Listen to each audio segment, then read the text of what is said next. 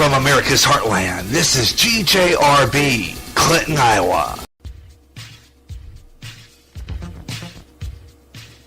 Now, GJRB turns back the clock to bring you radio the way it used to be. Back to the days when radio rolled the living room. This is Radioland. On this edition of Radioland. And on this edition of Radioland, it's our Halloween show. And we've got a great show lined up for you, some great scary programs and science fiction.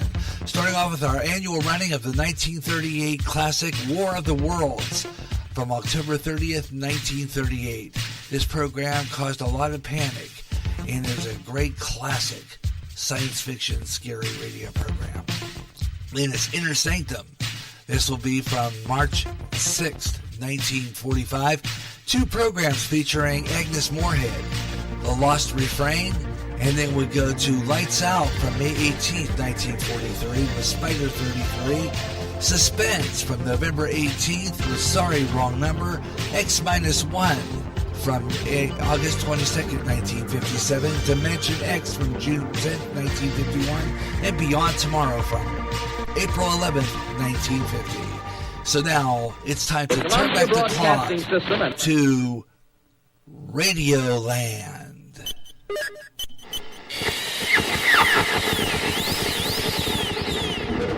The Columbia Broadcasting System and its affiliated stations present Orson Welles and the Mercury Theater on the air in The War of the Worlds by H.G. Wells.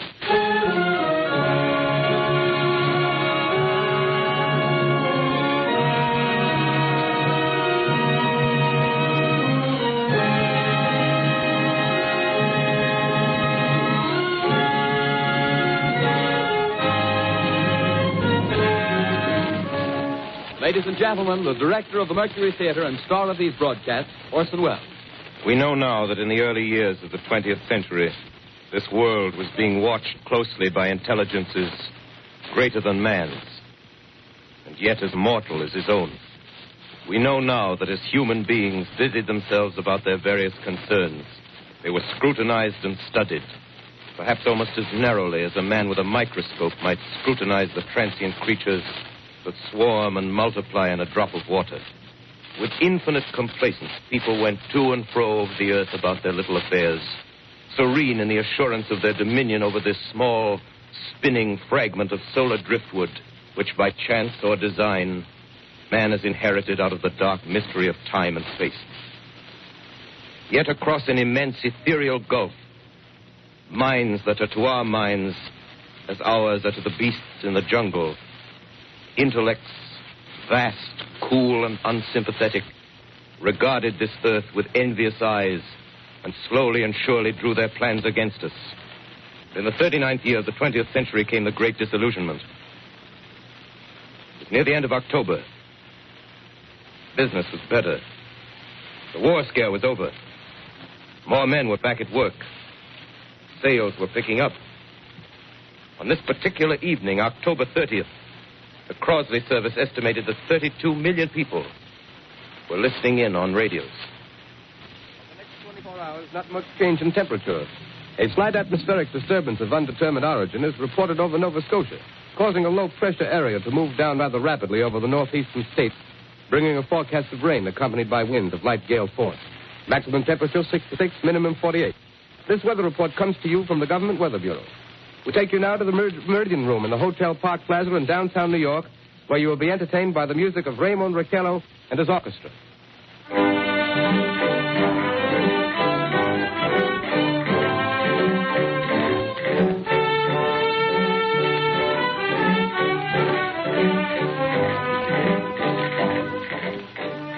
Good evening, ladies and gentlemen. From the Meridian Room in the Park Plaza Hotel in New York City, we bring you the music of Raymond Raquello and his orchestra. With a touch of the Spanish, Raymond Raquello leads off with La Comparsita.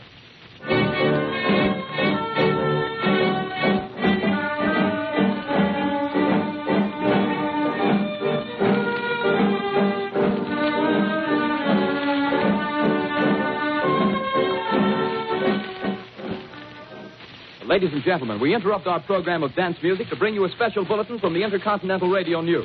At 20 minutes before 8 Central Time, Professor Farrell of the Mount Jennings Observatory, Chicago, Illinois, reports observing several explosions of incandescent gas occurring at regular intervals on the planet Mars. The spectroscope indicates the gas to be hydrogen and moving toward the Earth with enormous velocity. Professor Pearson of the observatory at Princeton confirms Farrell's observation and describes the phenomenon as, quote, like a jet of blue flame shot from a gun, unquote.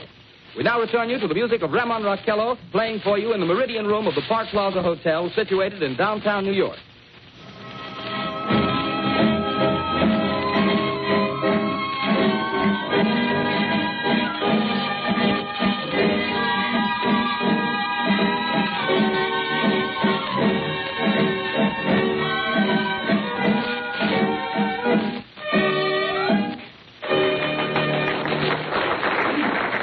And now a tune that never loses favor. The ever-popular Stardust. Raymond Raquello and his orchestra.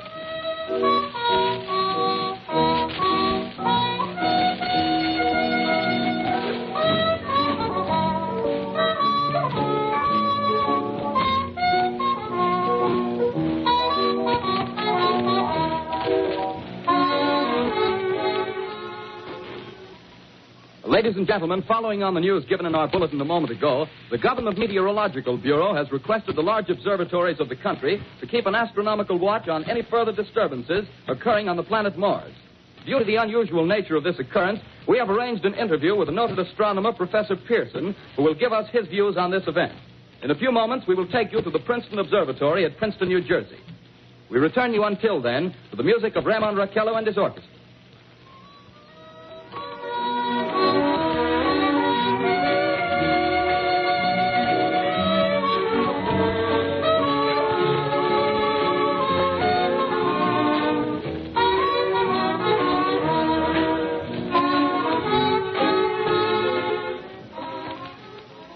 We are ready now to take you to the Princeton Observatory at Princeton, where Carl Phillips, our commentator, will interview Professor Richard Pearson, famous astronomer. We take you now to Princeton, New Jersey. Carl Phillips speaking to you from the observatory at Princeton. I'm standing in a large semicircular room, pitch black except for an oblong split in the ceiling. Through this opening, I can see a sprinkling of stars that cast a kind of frosty glow over the intricate mechanism of the huge telescope. The ticking sound you hear is the vibration of the clockwork. Professor Pearson stands directly above me on a small platform, peering through the giant lens. I'll ask you to be patient, ladies and gentlemen, during any delay that may arise during our interview. Besides the ceaseless watch of the heavens, Professor Pearson may be interrupted by telephone or other communications. During this period, he is in constant touch with the astronomical centers of the world. Professor, may I begin our questions? At any time, Mr. Phillips. Professor, would you please tell our radio audience exactly what you see as you observe the planet Mars through your telescope? Nothing unusual at the moment, Mr. Phillips. A red disk swimming in a blue sea. Transverse stripes across the disk. Quite distinct now because Mars happens to be at the point nearest the Earth, in opposition, as we call it. In your opinion, what do these transverse stripes signify, Professor? Not canals, I can assure you, Mr. Phillips.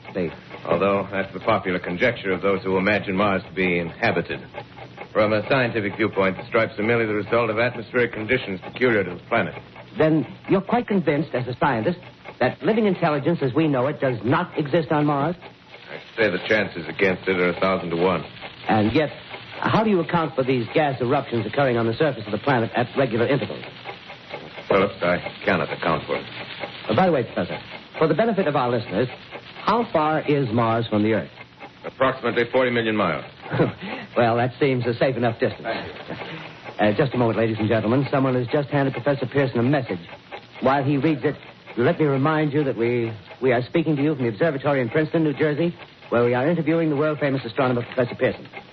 One moment, please. Professor Pearson has passed me a message which he has just received. Professor, may I read the message to the listening audience? Certainly, Mr. Phillips. Ladies and gentlemen, I shall read you a wire addressed to Professor Pearson from Dr. Gray of the Natural History Museum, New York. Quote, 9:15 p.m. Eastern Standard Time. Seismograph registered shock of almost earthquake intensity occurring within a radius of 20 miles of Princeton. Please investigate. Signed, Lloyd Gray, Chief of Astronomical Division. Unquote. Professor Pearson, could this occurrence possibly have something to do with the disturbances observed on the planet Mars? Hardly, Mr. Phillips. This is probably a meteorite of unusual size, and its arrival at this particular time is merely a coincidence. However, we shall conduct a search as soon as daylight permits. Thank you, Professor. Ladies and gentlemen, for the past 10 minutes, we've been speaking to you from the observatory at Princeton, bringing you a special interview with Professor Pearson, noted astronomer. This is Carl Phillips speaking. We are returning you now to our New York studio.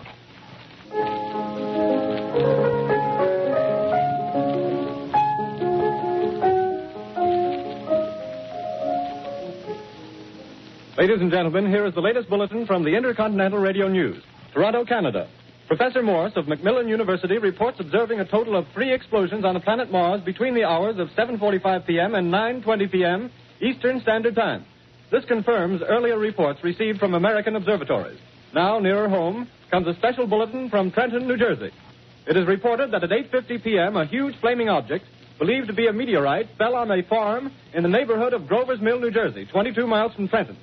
The flash in the sky was visible within a radius of several hundred miles, and the noise of the impact was heard as far north as Elizabeth.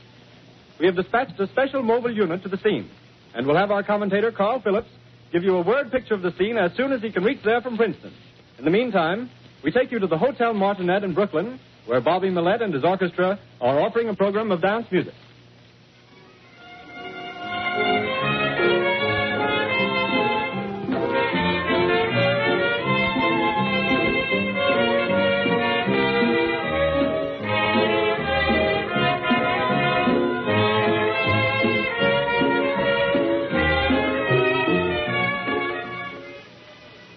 We take you now to Grover's Mill, New Jersey.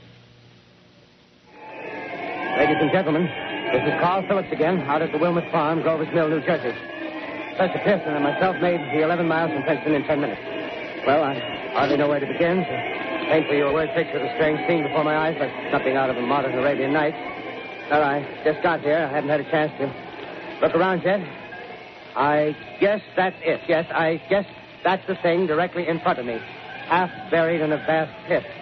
Must have struck with terrific force. The ground is covered with splinters of a tree. It must have struck on its way down.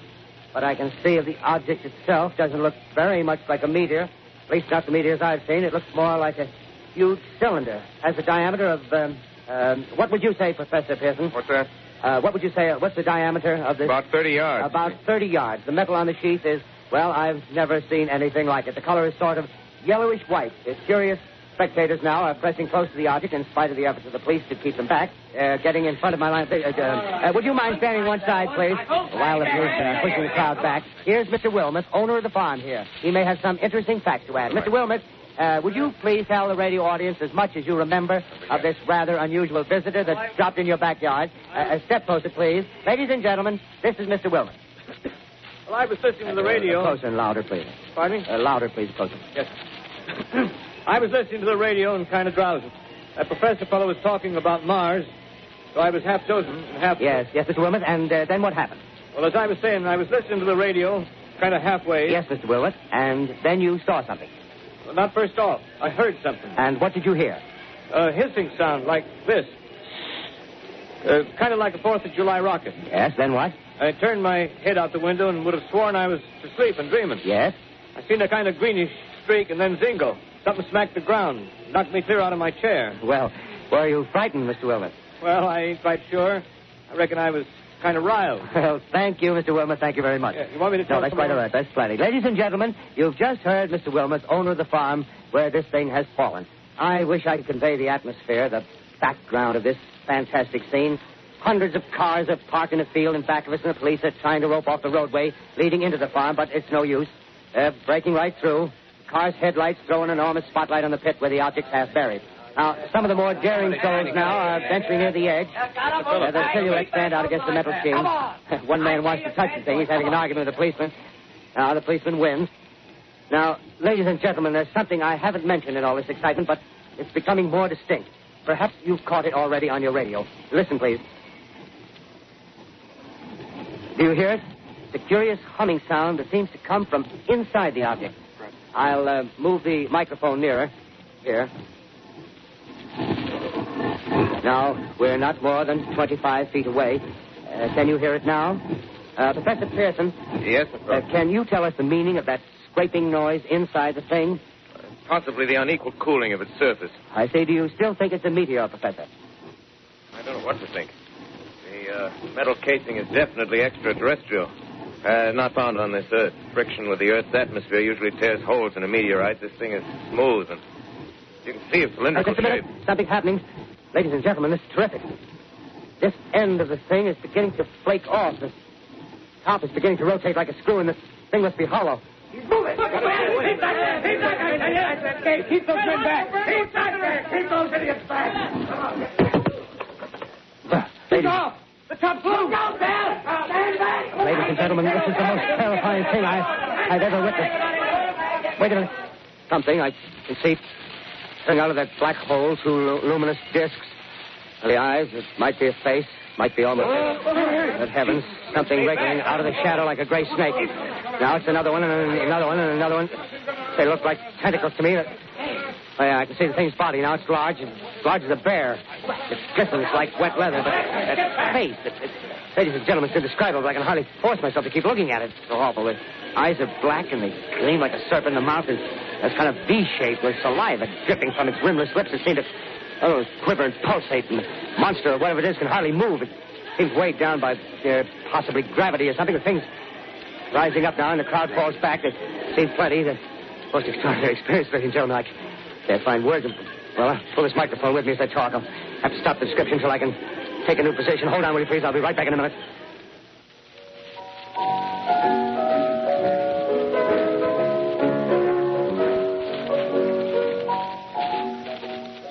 We are bringing you an eyewitness account of what's happening on the Wilmouth Farm, Grover's Mill, New Jersey.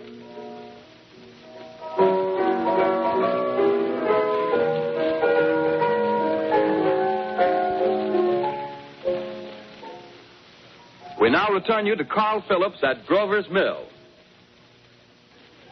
Ladies and gentlemen, am I on? Ladies and gentlemen, here I am, back of a stone wall that adjoins Mr. Wilmot's garden. From here, I get a sweep of the whole scene. I'll give you every detail as long as I can talk and as long as I can see. There's more state police have arrived. They're drawing up a cordon in front of the pit. About 30 of them. No need to push the crowd back now. They're willing to keep their distance. The captain's conferring with someone. Can't quite see who. Oh, yes, I believe it's Professor Pearson. Yes, it is. Now they've parted, and the professor moves around one side, studying the object, while the captain and two policemen advance with something in their hands. I can see it now. It's a white handkerchief tied to a pole. Flag of truce. If those creatures know what that means, what anything means. Wait a minute, something's happening. A humped shape is rising out of the pit. I can make out a small beam of light against a mirror. What's that? There's a jet of flame springing from the mirror, and it leaps right at the advancing men. It strikes them head on. Oh, Lord, they're turning into flames. Now the whole field's caught up by the woods, the barns, the gas tanks for the automobiles spreading everywhere. It's coming this way now, about 20 yards to my right. Ladies and gentlemen, due to circumstances beyond our control, we are unable to continue the broadcast from Grover's Mill. Evidently, there's some difficulty with our field transmission. However, we will return to that point at the earliest opportunity. In the meantime, we have a late bulletin from San Diego, California. Professor Indelkoffer, speaking at a dinner of the California Astronomical Society, expressed the opinion that the explosions on Mars are undoubtedly nothing more than severe volcanic disturbances on the surface of the planet. We continue now with our piano interlude.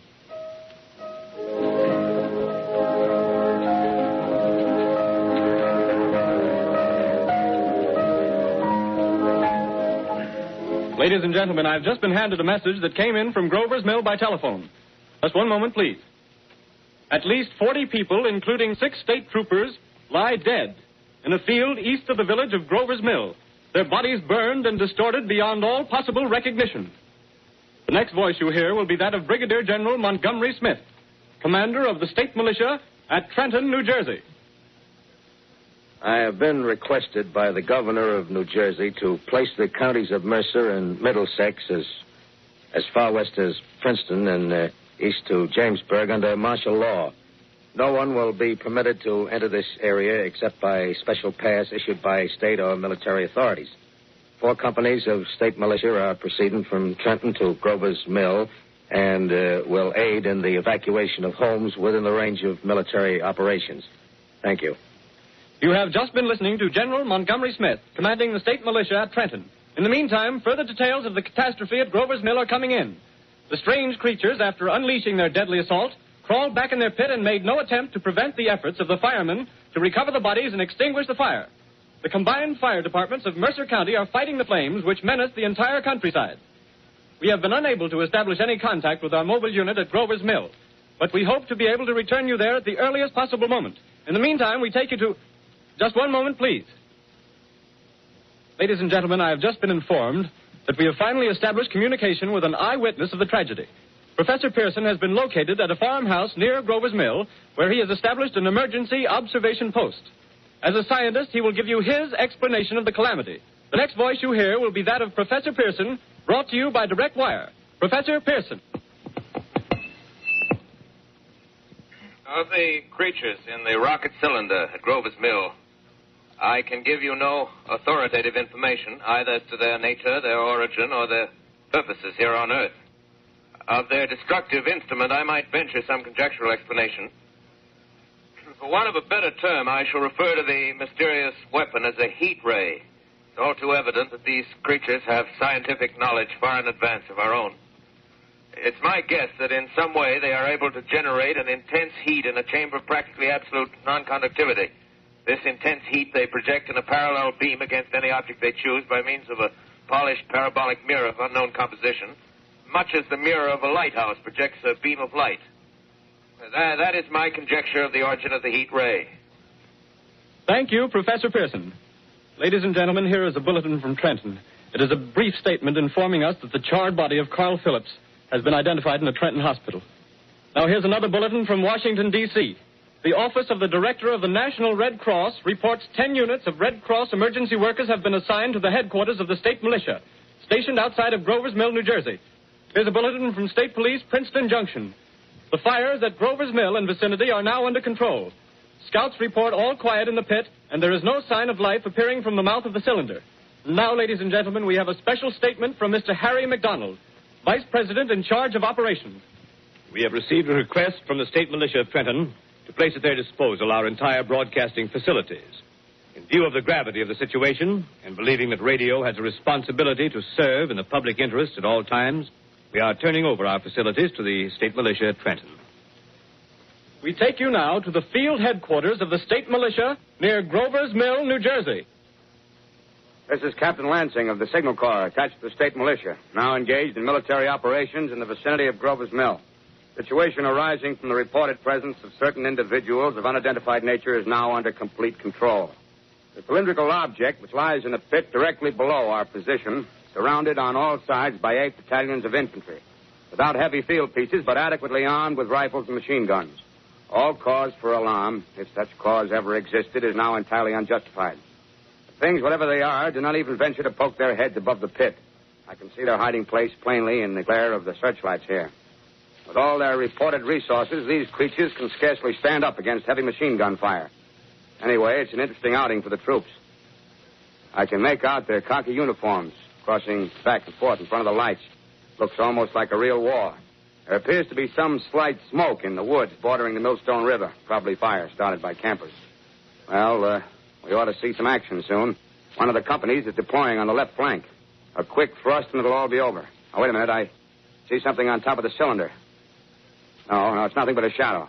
Now the troops are on the edge of the Wilmot Farm. 7,000 armed men closing in on an old metal tube. A tub, rather. Well, wait, that wasn't a shadow. It's something moving. Solid metal, kind of a shield-like affair rising up out of the cylinder. It's going higher and higher. What? It's standing on legs, actually rearing up on a sort of metal framework. Now it's reaching above the trees and the searchlights are on it. Hold on. Ladies and gentlemen, I have a grave announcement to make. Incredible as it may seem, both the observations of science and the evidence of our eyes lead to the inescapable assumption that those strange beings who landed in the Jersey farmlands tonight are the vanguard of an invading army from the planet Mars. The battle which took place tonight at Grover Mills has ended in one of the most startling defeats ever suffered by an army in modern times. 7,000 men armed with rifles and machine guns pitted against a single fighting machine of the invaders from Mars. 120 known survivors. The rest strewn over the battle area from Grover's Mill to Plainsboro, crushed and trampled to death under the metal feet of the monster, or burned to cinders by its heat ray. The monster is now in control of the middle section of New Jersey and has effectively cut the state through its center. Communication lines are down from Pennsylvania to the Atlantic Ocean. Railroad tracks are torn and service from New York to Philadelphia discontinued, except routing some of the trains through Allerton and Phoenixville. Highways to the north, south, and west are clogged with frantic human traffic. Police and Army reserves are unable to control the mad flight. By morning, the fugitives will have swelled Philadelphia, Camden, and Trenton. It is estimated to twice their normal population. Martial law prevails throughout New Jersey and eastern Pennsylvania. At this time, we take you to Washington for a special broadcast on the national emergency. The Secretary of the Interior. Citizens of the nation, I shall not try to conceal the gravity of the situation that confronts the country, nor the concern of your government in protecting the lives and property of its people. However, I wish to impress upon you, private citizens and public officials, all of you, the urgent need of calm and resourceful action. Fortunately, this formidable enemy is still confined to a comparatively small area, and we may place our faith in the military forces to keep them there. In the meantime, placing our faith in God, we must continue the performance of our duties, each and every one of us, so that we may confront this destructive adversary with a nation united, courageous, and consecrated to the preservation of human supremacy on this earth. I thank you. You have just heard the Secretary of the Interior speaking from Washington. Bulletins too numerous to read are piling up in the studio here. We're informed that the central portion of New Jersey is blacked out from radio communication due to the effect of the heat ray upon power lines and electrical equipment. Here's a special bulletin, New York. Cables have been received from English, French, and German scientific bodies offering assistance. Astronomers report continued gas outbursts at regular intervals on the planet Mars. The majority voiced the opinion that the enemy will be reinforced by additional rocket machines. There have been several attempts made to locate Professor Pearson of Princeton, who has observed Martians at close range. It is feared he was lost in the recent battle. Langham Field, Virginia. Scouting planes report 3 Martian machines visible above treetops, moving north toward Somerville with population fleeing ahead of them. The heat ray is not in use, although advancing at express train speed. Invaders pick their way carefully. They seem to be making a conscious effort to avoid destruction of cities and countryside. However, they stop to uproot power lines, bridges, and railroad tracks. Their apparent objective is to crush resistance, paralyze communication, and disorganize human society. Here is a bulletin from Basking Ridge, New Jersey. Coon hunters have stumbled on a second cylinder similar to the first, embedded in the great swamp 20 miles south of Morristown.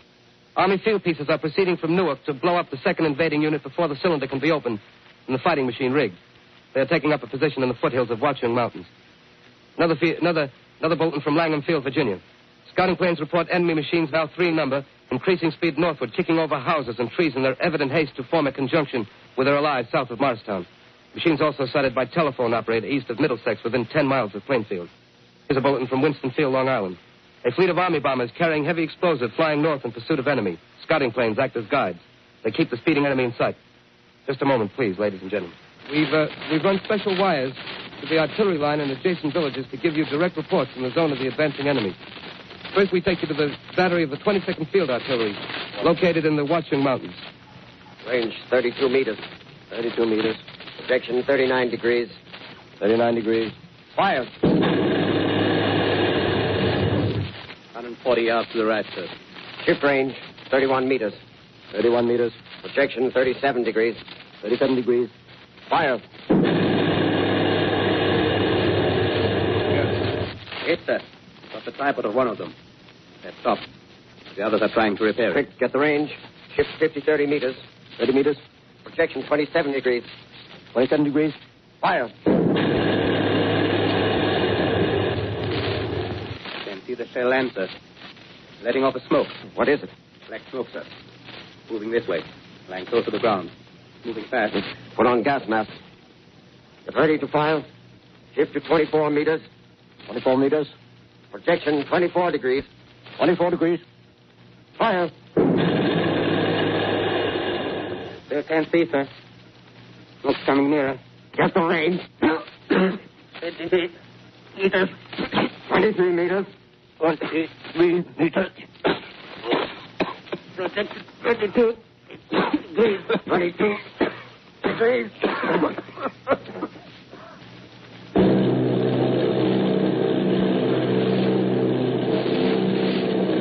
Army bombing plane B-843 off Bayonne, New Jersey. Lieutenant Vogt, commanding 8 bombers, reporting to Commander Fairfax, Langham Field. This is Vogt reporting to Commander Fairfax, Langham Field.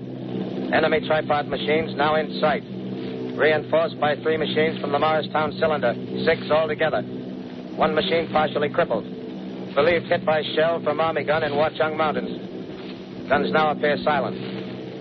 A heavy black fog hanging close to the earth of extreme density, nature unknown. No sign of heat ray. Enemy now turns east, crossing Passaic River into the Jersey marshes. Another straddles the Pulaski Skyway. Evident objective is New York City. They're pushing down a high-tension power station. The machines are close together now, and we're ready to attack. Planes circling, ready to strike. 1,000 yards, and we'll be over the first. 800 yards.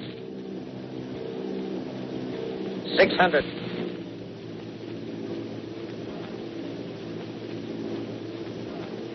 400. 200. There they go. Giant arm raised. Green flash. Spraying us with flame. 2,000 feet. Engines are giving out. No chance to release bombs. Only one thing left. Drop on them, plane and all. We're diving on the first one. Now the engine's gone. 8. This is Bayonne, New Jersey, calling Langham Field. This is Bayonne, New Jersey, calling Langham Field. Come in, please. This is Langham Field. Go ahead. 8 Army bombers in engagement with enemy tripod machines over Jersey Flats. Engines incapacitated by heat ray. All crashed. 1 enemy machine destroyed. Enemy now discharging heavy black smoke in direction of... This is Newark, New Jersey. This is Newark, New Jersey. Warning. Poisonous black smoke pouring in from Jersey marshes. Reaches South Street. Gas masks useless. Urge population to move into open spaces. Automobiles use routes 7, 23, 24. Avoid congested areas. Smoke now spreading over Raymond Boulevard. 2X2L calling CQ. 2X2L calling CQ. 2X2L calling 8X3R. Come in, please. This is 8X3R coming back at 2X2L. How's reception? How's reception? Okay, please. Where are you, 8X3R? What's the matter? Where are you?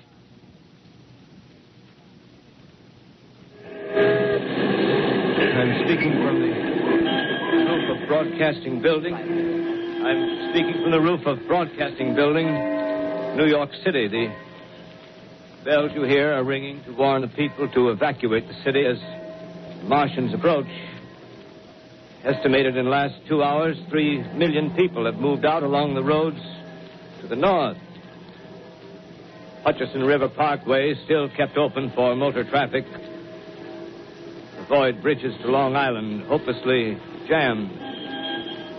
All communication with Jersey Shore closed 10 minutes ago. No more defenses. Our army is wiped out. Artillery, Air Force, everything wiped out. This may be the last broadcast. We'll stay here to the end. People are holding service here below us in the cathedral. Now I look down the harbor, all manner of boats, overloaded with fleeing population, pulling out from docks. Streets are all jammed. Noise in crowds like New Year's Eve in city. Wait a minute. The enemy's now in sight above the Palisades. Five great machines. First one is crossing the river. I can see it from here, wading the Hudson like a man wading through a brook. A bulletin is handed me. Martian cylinders are falling all over the country. One outside of Buffalo, one in Chicago, St. Louis. Seem to be timed and spaced. Now the first machine reaches the shore. He stands watching, looking over the city. steel, cowlish head is even with the skyscrapers. He waits for the others. They rise like a line of new towers on the city's west side. Now they're lifting their metal hands. This is the end now.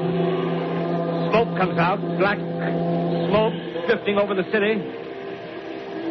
People in the streets see it now. They're running toward the East River, thousands of them, dropping in like rats. Now the smoke's spreading faster. It's reached Times Square. People are trying to run away from it, but it's no use. They're falling like flies. Now the smoke's crossing 6th Avenue.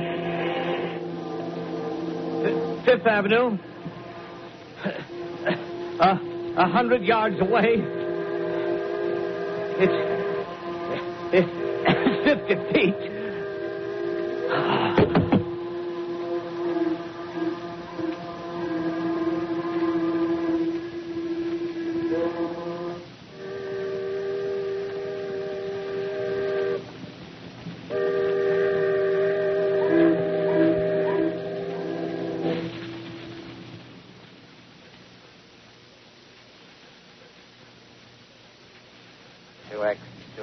Calling CQ. 2X2L calling CQ. 2X2L calling CQ, New York. Isn't there anyone on the air? Isn't there anyone on the air? Isn't there anyone? 2X2L.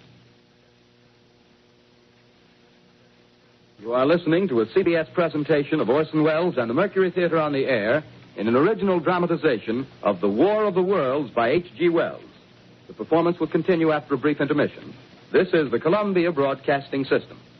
The War of the Worlds by H.G. Wells, starring Orson Welles and the Mercury Theater on the Air.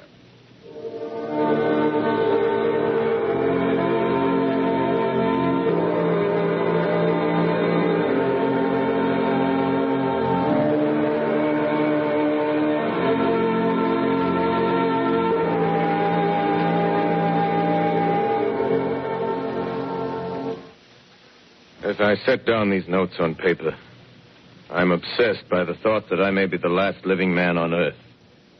I've been hiding in this empty house near Grover's Mill, a small island of daylight cut off by the black smoke from the rest of the world. All that happened before the arrival of these monstrous creatures in the world now seems part of another life. A life that has no continuity with the present.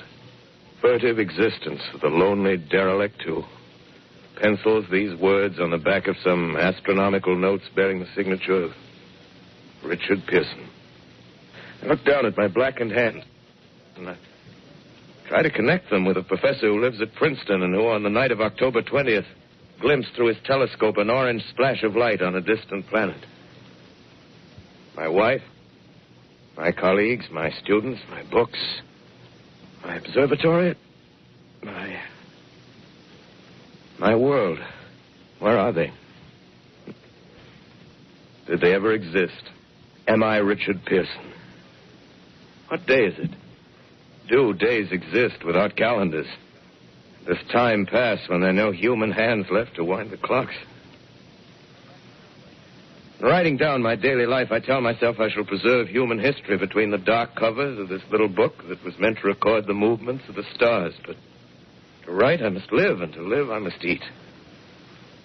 Find moldy bread in the kitchen and an orange not too spoiled to swallow. Keep watch at the window. Time to time, I catch sight of a Martian above the black smoke. The smoke still holds the house in its black coil, but at length there's a hissing sound, and suddenly I see a Martian mounted on his machine, spraying the air with a jet of steam as if to dissipate the smoke. I watch in a corner as his huge metal legs nearly brush against the house. Exhausted by terror, I fall asleep. Morning.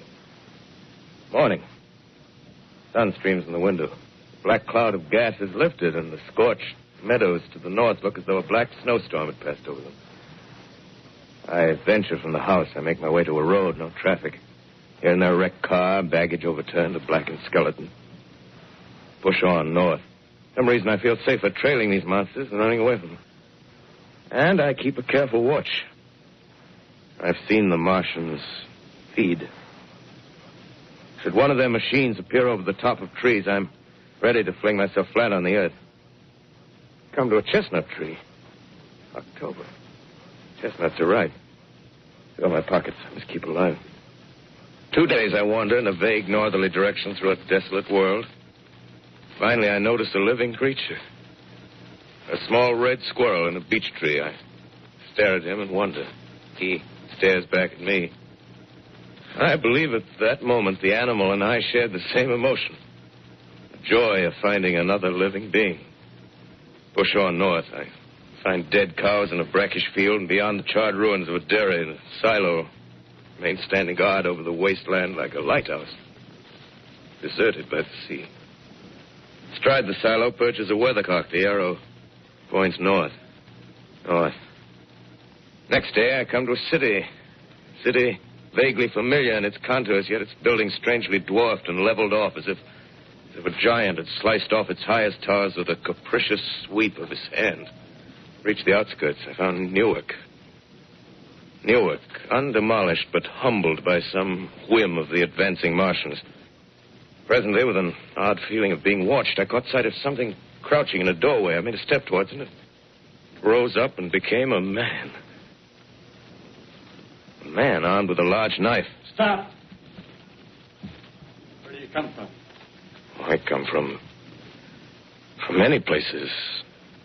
A long time ago, from Princeton. Princeton, huh? That's near Grover's Mill. Yes. Grover's Mill. There's no food here. This is my country. All this end of town down the river. There's only food for one. Which way are you going?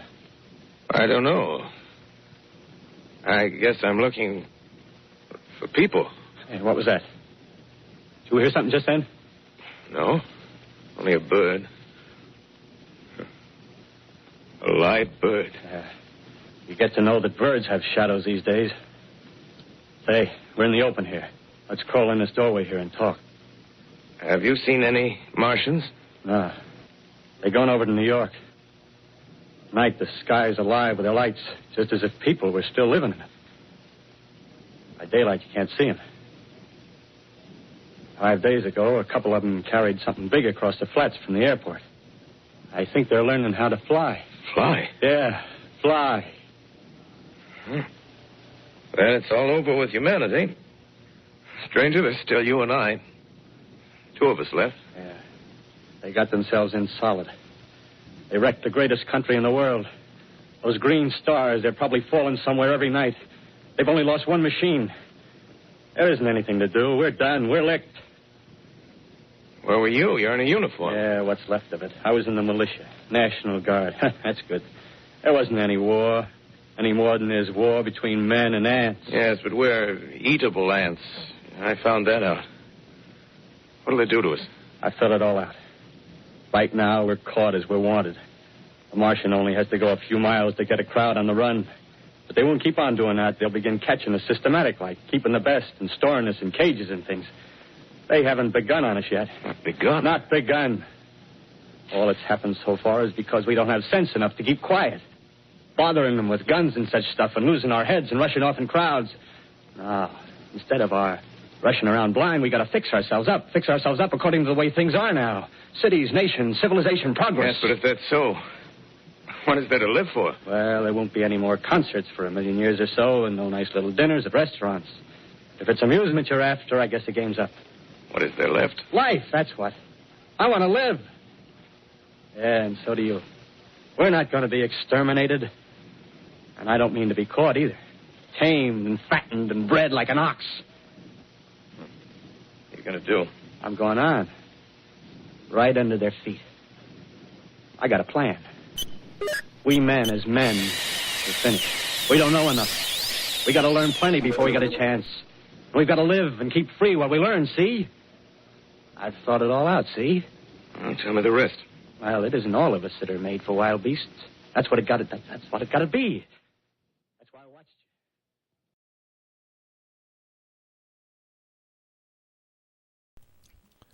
We'll have more of Radioland coming up in just a few minutes with more of War of the Worlds on GJRB in just a moment.